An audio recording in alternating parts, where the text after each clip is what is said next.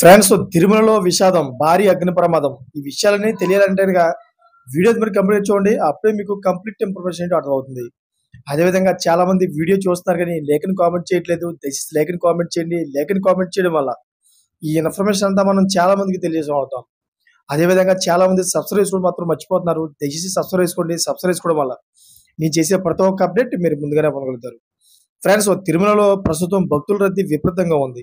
అయితే కంపార్ట్మెంట్లు అన్ని కూడా భక్తులతో కిటకిటలాడుతున్నాయి. ముఖ్యంగా సమ్మర్ సెలవులు ముగింపుకు వస్తుండటంతో భక్తుల తాకిడికి విపరీతంగా పెరిగింది.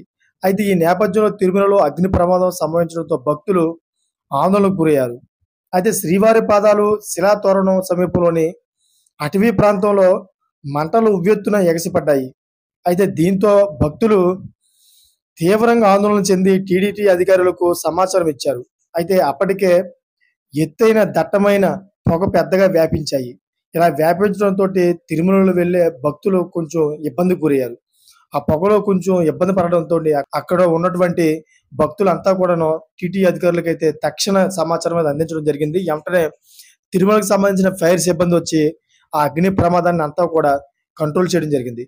చూసారు ఫ్రెండ్స్, లేటెస్ట్ అప్డేట్స్ కోసం ఛానల్ సబ్స్క్రైబ్ చేసుకోండి, గంట లాలో పెట్టుకోండి. నేను చేసే ప్రతి ఒక్క అప్డేట్ మీరు ముందుగానే పొందగలుగుతారు. Thank for watching friends.